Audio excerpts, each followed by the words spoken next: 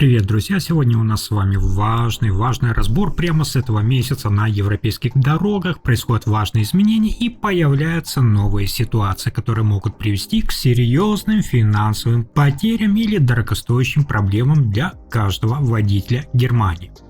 Сначала вместе с вами детально разберем, почему на скоростных автобанах Германии автомобилисты постоянно совершают одни и те же ошибки, как правильно применять загадочное правило толстых прерывистых линий и в каких редких ситуациях закон допускает опережение потока с правой стороны, не создавая нарушения и риск получения серьезных штрафов.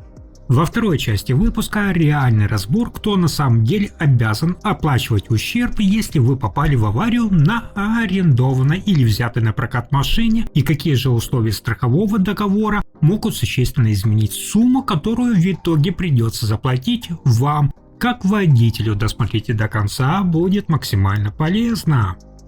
Итак, друзья мои, давайте же с вами вместе разберем, почему миллионы водителей продолжают верить в распространенные дорожные мифы. Многие автомобилисты до сих пор уверены, будто полоса разгона регулируется принципом молнии, или что на скоростных трассах существует обязательный минимальный лимит скорости.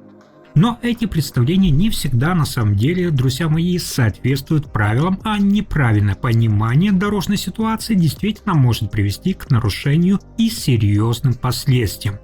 Итак, в Германии на автобанах перед большими развилками, вы знаете, обычно тонкая прерывистая линия разметки внезапно, что правильно, превращается в толстую и широкую.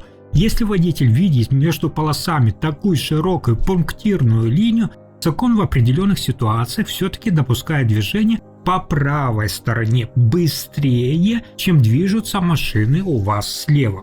Однако юридические эксперты автоклуба АДАЦ предупреждают, автомобилисты постоянно путают два совершенно разных дорожных участка, из-за чего могут получить штраф. Все зависит, друзья мои, от статуса конкретной полосы движения. Одно дело – это обычный съезд с автобана на городскую улицу, и совсем другое – это ответвляющая полоса, которая ведет на совершенно другую скоростную трассу. В обучающих материалах от специалистов крупнейшего автомобильного маркетплейса Mobile подробно разбирается эта разница. Итак, согласно параграфу 7а1 немецких дорожных правил, опережение потока справа допускается только в предусмотренной правилами ситуации, когда ответвляющая полоса, внимание, уходит в сторону другой магистрали. Там потоки машин уже относятся к разным направлениям движения, поэтому такое опережение при соблюдении остальных требований правил может быть допустимо. Юридические эксперты страхового союза ДФАУК подтверждают, что при дорожных ЧП на подобных развязках ответственность водителя может распределяться с учетом этого важного нюанса. На самом же деле опережение по такой разметке в предусмотренных правилами ситуациях рассматривается не как классический обгон, ведь водитель фактически что? Правильно, он продолжает движение по другому совершенно направлению. Однако, друзья мои, помните о важной границе.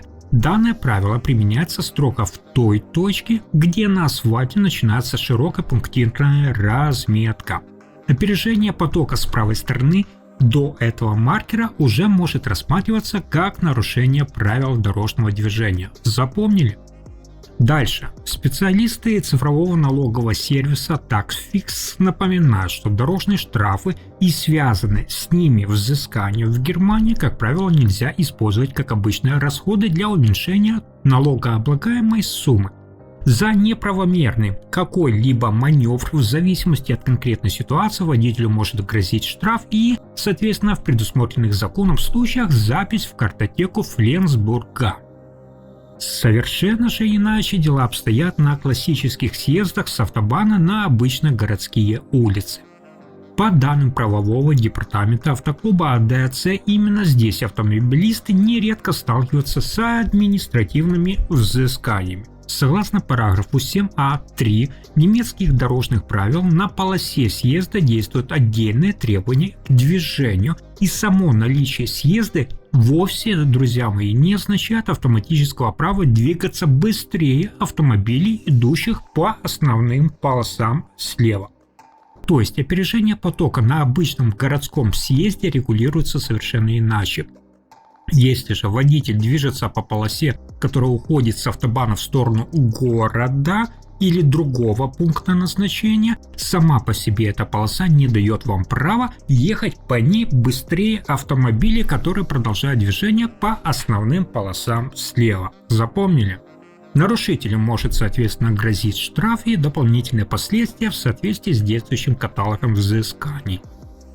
Однако, также существует важное исключение. Если на основных полосах автобана образовался плотный затор, а такое бывает нередко, или движение стало намного медленнее, правила в определенных условиях допускают все-таки ситуацию, когда транспорт по правой полосе продолжает двигаться несколько быстрее соседнего потока. Но, внимание! Здесь принципиально важно отличать такое движение от намеренного обгона справа. Водитель не должен специально перестраиваться вправо только для того, чтобы опередить автомобиль слева, а затем возвращаться обратно. Речь, друзья мои, идет о естественном движении в своей полосе при разной скорости соседних потоков. Дальше, друзья мои, резюмируем. Главное, чтобы эта схема оставалась понятной. Широкая прерывистая разметка сама по себе не означает, что справа можно свободно, как хотите, обгонять другие автомобили. То есть необходимо смотреть, куда именно продолжается полоса и как организовано движение после развилки. Если полоса ведет в самостоятельное направление или другую магистраль скоростную, ситуация отличается от обычного съезда с автобана в сторону города. Запомнили? А при плотном потоке на основных полосах что? Необходимо учитывать отдельные правила движения в заторе и разницу скоростей между соседними рядами. Также, друзья мои, самое главное, не ориентируйтесь здесь только на толщину этой прерывистой линии, всегда оценивайте разметку вместе с направлением полос, дорожными знаками и общей организацией, соответственно, движения.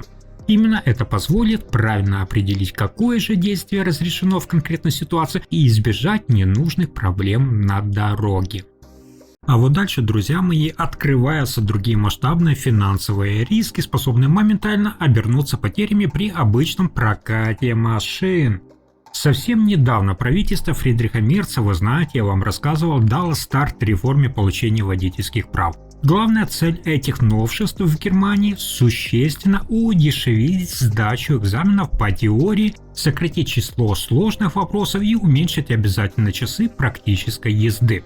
Подобные инициативы активно поддерживают инженеры корпорации Microsoft Germany, создающие специальные цифровые симуляторы и мобильный софт для виртуального обучения курсантов.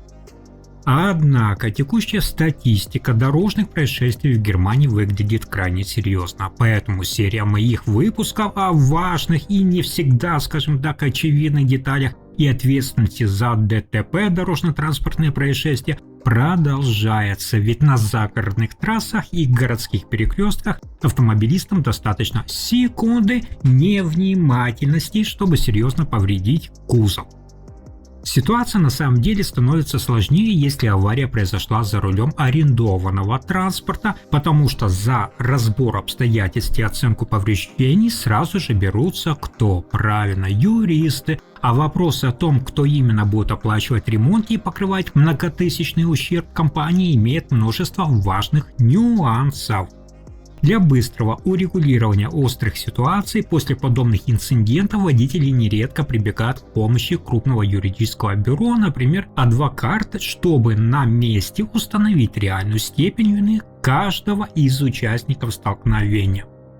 В Германии использование чужого транспорта, вы знаете, наверное, давно стало привычным делом. Будь то каршеринг, личный автомобиль близких родственников или машина, например, того же соседа Васи.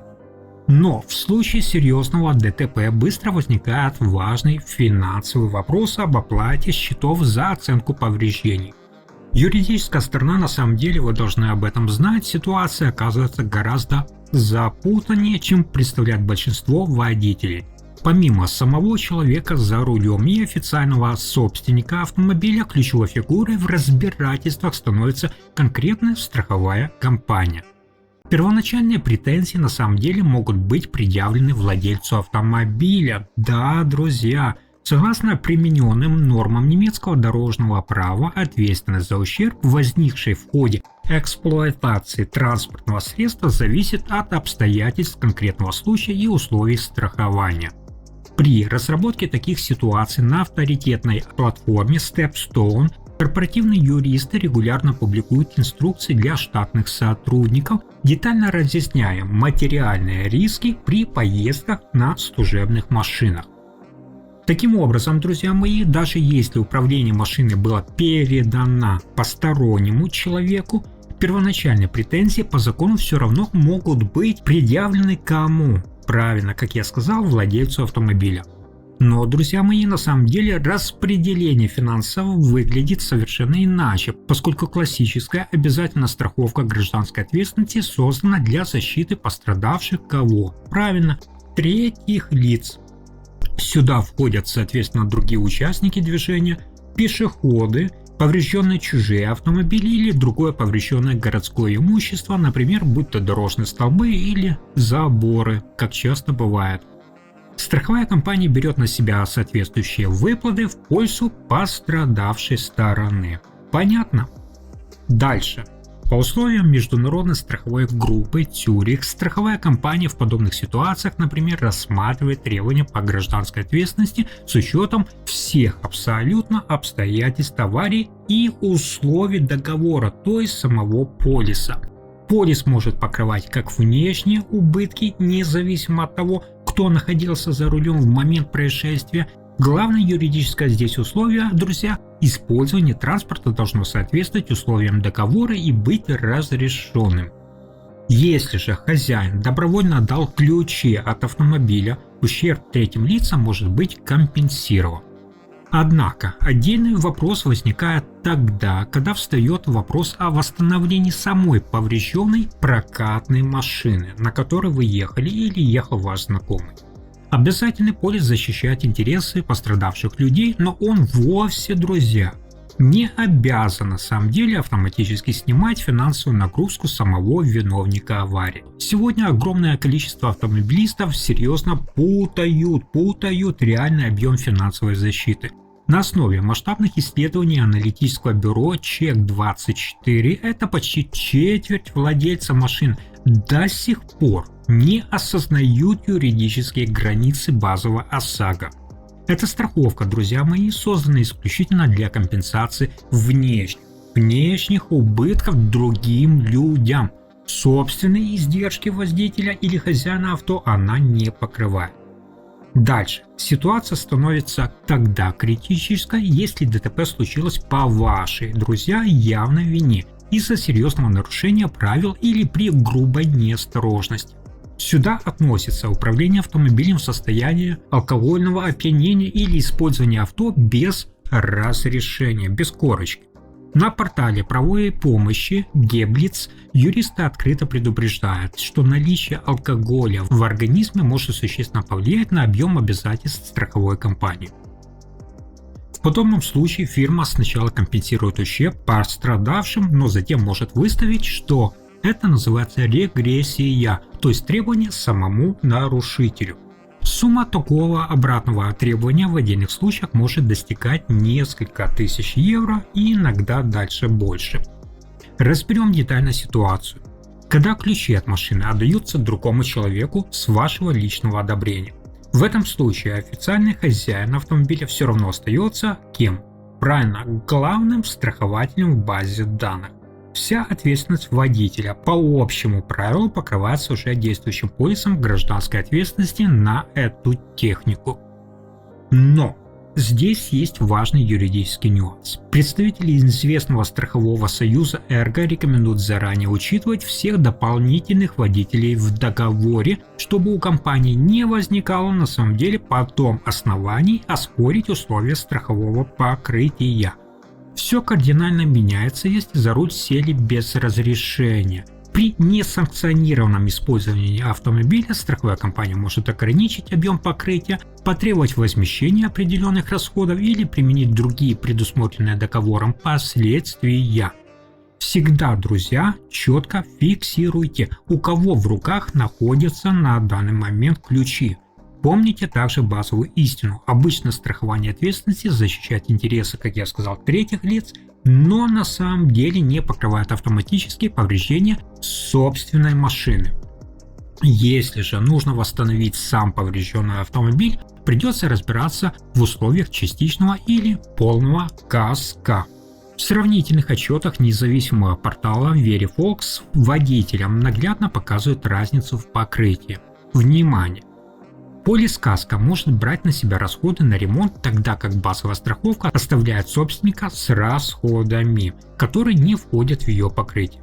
Если же говорить про частичный вариант такой защиты, то он обычно покрывается строго определенные риски. Сюда, друзья, относятся, внимание, угон, разбитые стекла, последствия шторма или крупного града, а также пожары. Согласно недавней сводке, опубликованной экспертами автомобильного клуба АДАЦ, столкновение с лесной дичью, такое часто начало происходить на загородных трассах, традиционно входит в число причин кузовных повреждений. Но если вам нужно расширить свою защиту от дополнительных рисков, требуется уже правильно полная каска. Оно дополнительно может покрывать расходы за аварии, случившиеся по вашей собственной вине, а также защищать вас от уличного вандализма. В отчетах, составленных специалистами правового сервиса Geblitz, отмечается рост случаев преднамеренного повреждения кузова на неохраняемых стоянках. Именно в случае с арендованными машинами такое расширение покрытия может иметь особенно большое значение. И это еще не все. Размер личной франшизы постоянно становится причиной финансовых споров между участниками дорожного движения. Когда человек за рулем лично становится виновником ДТП, дорожно-транспортного происшествия, основную часть расходов за ремонт может покрыть полная каска. Но за вычетом именно той самой заранее прописанной суммы франшизы. На самом же деле эта сумма, которую страховая компания не покрывает, может составлять от 300 до 1000 евро. Разберем давайте с вами наглядный пример. Если вы повредили бампер арендованного авто на 2000 евро, а ваш договор предусматривает личную франшизу в 500 евро, страховая компания покроет сколько? Правильно, только 1500 евро. Сегодня в аналитических материалах, подготовленных экспертами страховой группы Allianz, отмечается, что именно эта оставшаяся сумма может становиться причиной споров при разборе кузовных повреждений. Оставшиеся 500 евро прокатчик или хозяева машины сначала оплачивает в рамках расчета ущерба, но затем может потребовать от водителя компенсировать эти расходы в соответствии с условиями договора.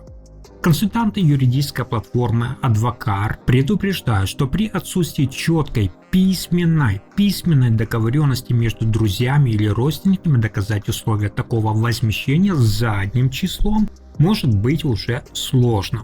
Обговаривайте все финансовые условия заранее до того, как заберете ключи. Управление автомобиля в состоянии опьянения, игнорирование знаков или переписка по телефону за рулем могут также существенно повлиять на условия страхового покрытия. То есть, внимание, страховые концерны внимательно сегодня оценивают нарушения правил на автобанах. В категорию недопустимого поведения закон также относит использование смартфоном во время вашего движения, существенное превышение скорости и вождение в состоянии опьянения. Если же, друзья мои, дело доходит до судебных разбирательств, финансовые последствия для нарушителя могут оказаться вполне серьезными. Сегодня, согласно судебной практике, которую рассматривают эксперты юридической компании Roland Rechtsschutz, виновникам аварии в состоянии опьянения могут предъявлять регрессные требования со стороны страховой компании. Страховые компании, занимающиеся страхованием гражданской ответственности, в определенных случаях могут потребовать возмещение части своих выплат за повреждение чужих машин. А в рамках каска, соответственно, что правильно, страховщик при определенных обстоятельствах может ограничить или отказать вообще вам в выплатах за повреждение собственного автомобиля. Представляете? В обзорах дорожных происшествий сегодня, подготовленных специалистами страхового концерна ДФАУК, отдельно подчеркивается, что использование мессенджеров за рулем существенно повышает риск отвлечения водителей и возникновения тех самых аварийных ситуаций.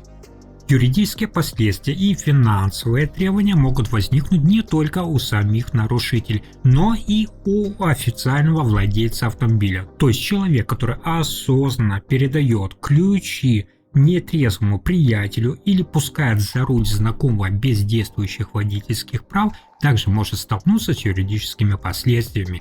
При этом правила существенно меняются в зависимости от того, где именно, друзья, вы взяли машину. У соседа по дому, в коммерческом прокате или в городском каршеринге.